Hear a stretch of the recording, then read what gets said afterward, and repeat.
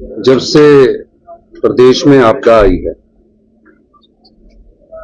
हर विधानसभा क्षेत्र में बहुत नुकसान हुआ है और अत्यधिक नुकसान जो हुआ है वो मंडी क्षेत्र में हुआ है, कुल्लू क्षेत्र में हुआ है।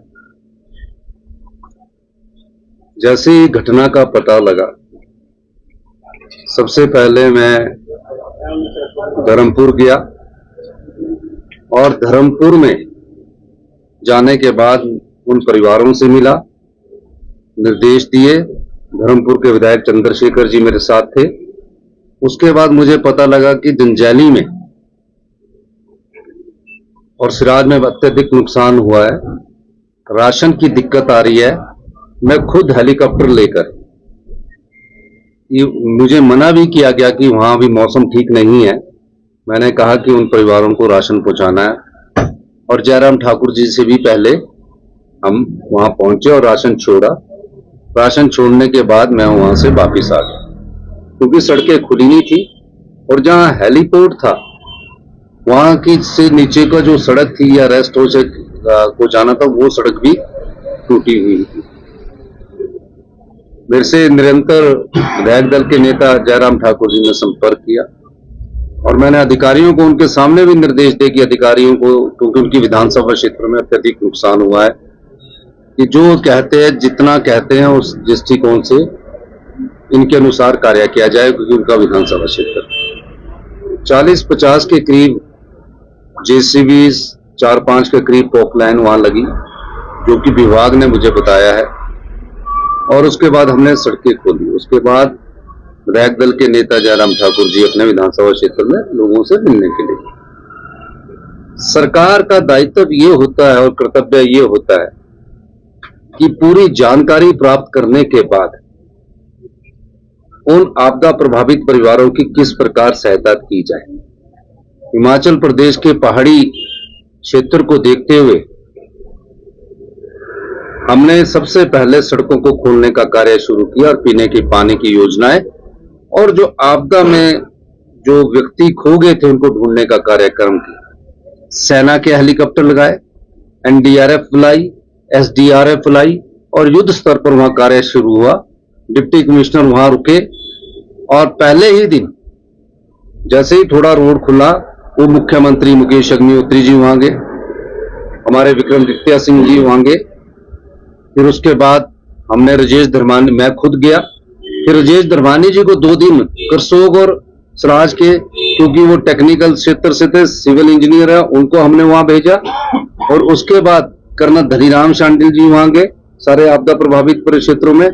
और उसके बाद मैंने माननीय राजस्व मंत्री जगत सिंह नेगी जी को कहा कि आपका विभाग है, आपदा प्रभावित परिवारों के लिए पैकेज लाना है, आप देख के आइए। हॉर्टिकल्चर मिनिस्टर भी है कि पॉली हाउसेस को नुकसान हुआ है, सेब के बागवानों को नुकसान हुआ है, और आप अंदाजा लगाइए, क्योंकि अनुभवी मंत्री है जगत सिंह नेगी जी, और अंदाजा लगाइए कि जिनके घरों में सिल्ट अंदर चली गई है पर मकान खड़ा का खड़ा है, तो उसका कितना मकान को नुकसान हुआ।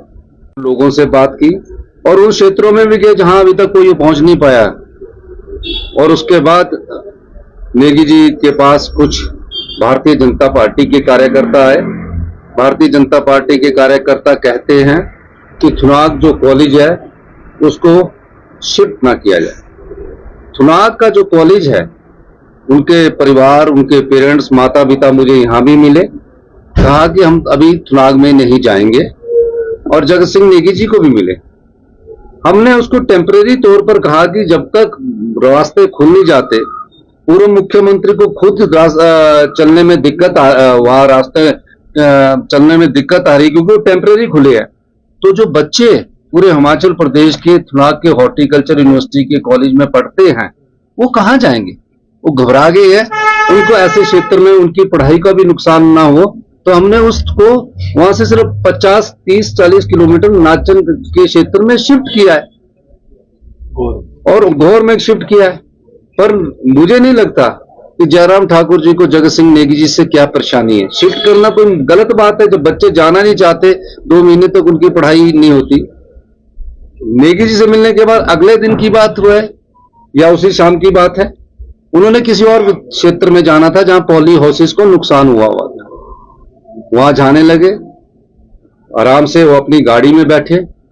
ये भारतीय जनता पार्टी को शोभा नहीं देता, कि उनके कार्यकर्ताओं को भी शोभा नहीं देता कि जिस गाड़ी में तिरंगा लगा है उस तिरंगे पर आप काले कपड़े फेंको, उस तिरंगे पर आप जूते फेंको, उस तिरंगे का अपमान करो और अपनी राजनीतिक लाभ के लिए, वो फायदा उठाने के लिए इस प्रकार की बातें करें। ये बड़ी अशोभनीय घटना है। सरकार ने तिरंगे के अपमान का कड़ा संज्ञान लिया। नेगी जी से बात होगी, नेगी जी के साथ आप बहस भी गए, एक मंत्री उनकी बहस भी सुन रहा है, उनसे कह भी रहा है कि भैया ये हमारा फैसला नहीं है, हमारे उनके जो परिवार जो नष्ट, उनके परिवार जो शिफ्ट हुए, उनके परिवार हमसे मिले हैं। और किसमें किया? नाचन तो मंडी जिला का ही क्षेत्र है। जब तक कि रास्ते खुल नहीं जाते, जब तक कि वहां पूरी समस्या का समाधान नहीं हो जाता, तब तक के लिए किया।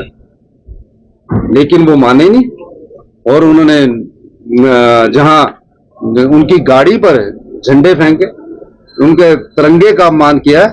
सरकार इसका कड़ा विरोध करती है और इस प्रकार की घटनाएं जो भारतीय जनता पार्टी अपने आप को ये कहती है कि हम तो तिरंगे के लिए सब कुछ करने के लिए तैयार है, उनको, उनके कार्यकर्ताओं को हाल आपने देख लिया, आपके सोशल मीडिया में चला। तो कांग्रेस पार्टी तिरंगे का अपमान कभी सहन नहीं करेगी, ना हिमाचल प्रदेश की सरकार कभी तिरंगे का अपमान सहन करेगी। सच्चा होगा, मैं अभी सब पूरी जानकारी नेगी जी वहां थे, उसके अनुसार मैं उनसे अभी बात करूंगा और हम चर्चा करेंगे।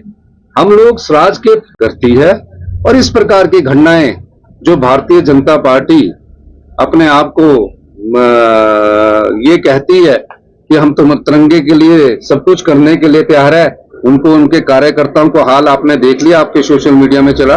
तो कांग्रेस पार्टी तिरंगे का अपमान कभी सहन नहीं करेगी, ना हिमाचल प्रदेश की सरकार कभी तिरंगे का अपमान सहन करेगी। सच्चा होगा, मैं अभी सब पूरी जानकारी नेगी जी वहां थे, उसके अनुसार मैं उनसे अभी बात करूंगा और हम चर्चा करेंगे। हम लोग स्वराज के प्रभावित परिवारों के लिए है, आपदा प्रभावित परिवारों के लिए है। जिस परिवार का, जिस बूढ़ी माता का, जिस परिवार के किसी गरीब व्यक्ति का घर बह गया है, उसको हमारी सरकार बसाएगी। जिसकी गौशाला चली गई है, बह गई है, उसको हमारी सरकार बचाएगी। उस घर के अंदर बर्तन, कपड़े और जो भी वहां बह गया, उसके लिए भी हमारी सरकार उनको आपदा राहत पैकेज में मदद करेगी। गायें अगर उस आपदा में बह गई है, उस गाय का मूल्य दिया जाएगा। अगर कोई और पशु, भेड़, बकरी बह गई, उसका मूल्य दिया जाएगा। ये सब आपदा प्रभावित परिवार जो स्वराज में अत्यधिक नुकसान है, उन परिवारों के लिए हम करने जा रहे हैं। और इसमें एक ये कहना कि जगत सिंह नेगी जी जो राजस्व मंत्री भी है, जिनके द्वारा पैकेज दिया जाना है और जिनके द्वारा हॉर्टिकल्चर का अनुमान लगाया जाना है, वो क्यों जाएंगे? वो उनका दर्द समझकर वहां गए। इतने आपदा प्रभावित परिवार हिमाचल प्रदेश में पिछले कुछ समय से आपदा को सहन कर रहे हैं। हमारी सरकार उनके प्रति गंभीर है। हम कोई राजनीति नहीं करना चाहते, पर भारतीय जनता पार्टी के लोग राजनीति करना चाहते हैं। आज भी वो ये कहते हैं कि हम पर FIR दर्ज करो। हम आप पर FIR दर्ज करने के लिए थोड़ी है, हम तो उन आपदा प्रभावित परिवारों को राहत पहुंचाने के लिए है। तो मेरा ये मानना है कि हमारी सरकार सबसे पहले आपदा प्रभावित परिवारों को बचाएगी। और मैं तो ये भी चाहूंगा कि भारतीय जनता पार्टी के लोग जो आपदा प्रभावित परिवारों को वन भूमि पर जो हमारी सरकार जगह देना चाहती है, उस जगह के संदर्भ में हमारी सरकार भारत सरकार से मामला उठाएगी। सर 4 दिन तक लगा जगह दी। राज्यपाल महोदय एक संवैधानिक पद पर है, हम उनका सम्मान करते हैं और बड़ी गरिमापूर्ण पद पर बैठे हैं। हिमाचल के संदर्भ में जो उन्होंने टिप्पणी की है वो उन्हें शोभा नहीं देता। हिमाचल के लोगों का सम्मान हम सब लोगों को करना चाहिए। नशे के खिलाफ जितना सख्त कार्रवाई हमारी सरकार ने की है, पिछली कोई भी सरकार नहीं कर पाई है। मैंने 3 महीने के भीतर सरकार बनने के बाद पिट NDPS एक्ट, एक ऐसा कानून जिसके द्वारा जो नशे के कारोबार में लोग सम्मिलित रहते हैं उनको हिरासत में लेने का हमने पास किया। 43 करोड़ रुपए की संपत्तियां हमने जब्त की और तकरीबन सभी पंचायतों को हमारी सरकार ने निर्देश दिया कि सभी पंचायतों को मैपिंग की जाएगी। 3575 पंचायतों की मैपिंग की जाएगी और हर 5 और 6 पंचायत पर एक कांस्टेबल और एक हेड कांस्टेबल को डेडिकेटेड कार्य दिया जाएगा। नशे के खिलाफ अभियान में कमी आई है और माननीय राज्यपाल महोदय को मैं खुद भी राजभवन जाके बताना चाहूंगा कि कई एनजीओ इस पर कार्य कर रही है। पहली बार सरकार ने कोटला बेहड़ में हमने पहला नशा निवारण केंद्र खोलने के लिए जो ओपन में है उसको हमने अनुमति दी है।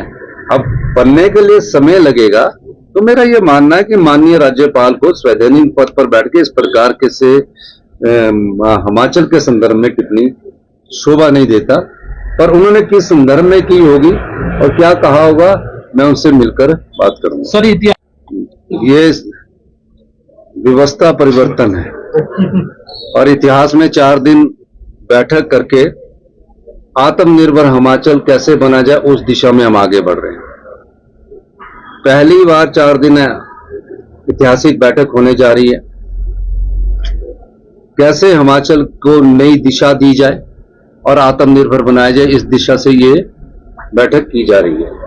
मेरा ये मानना है कि कैबिनेट बैठक क्यों होती है, जो प्रदेश के राज्य के लोग हैं उनके भलाई के लिए होती है। कैबिनेट में फैसले किए जाते हैं।